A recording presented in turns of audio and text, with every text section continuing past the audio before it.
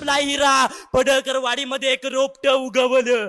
पडळकर वाडीमध्ये एक रोपट उगवलं आणि पडळकर साहेबांनी अख्खं मार्केट हलवलं. पडळकर साहेबांनी अख्खं मार्केट हलवलं.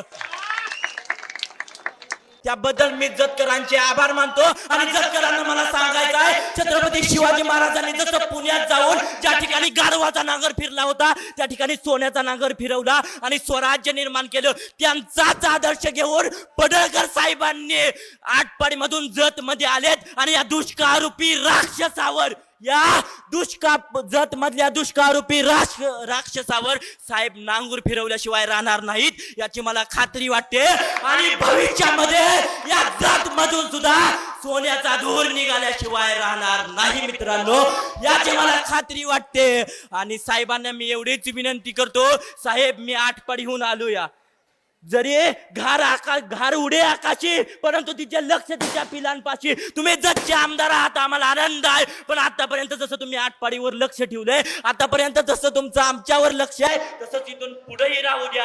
म्हणूनच म्हणतो, कार्य ज्यांचं निस्वार्थ आणि दमदार आहे, कार्य ज्यांचं निस्वार्थ आणि दमदार आहे, काळी नाही तर जी धगधगती आग आहे, काळी नाही तर जी धगधगती आग आहे, अन्यायाविरुद्ध ज्यांच्या मनामध्ये राग आहे, अन्याय विरुद्ध ज्यांच्या मनामध्ये राग आहे, म्हणूनच विरोधकांना त्यांचा धाक आहे. आतापर्यंत अनेक नेते झाले असतील या जत मध्ये, आतापर्यंत अनेक नेते झाले असतील या जत मध्ये, पण पडळकर साहेब त्या सर्वांचा बाप आहे.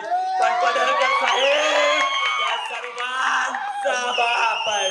मित्रांनो, सत्तेत नव्हता तरी सत्ता गाजवणारा, सत्तेत नव्हता तरी सत्ता गाजवणारा, विरोधकांना प्रस्थापितांना घाम फोडणारा आणि सत्तेत आल्यानंतर सामान्य माणसाच्या मनावर राज्य करणारा आमदार म्हणजे गोपीचंद पडळकर साहेब. मला इथे बोलण्याची संधी दिली त्याबद्दल मी आभार मानतो आणि धन्यवाद. एकच चंद,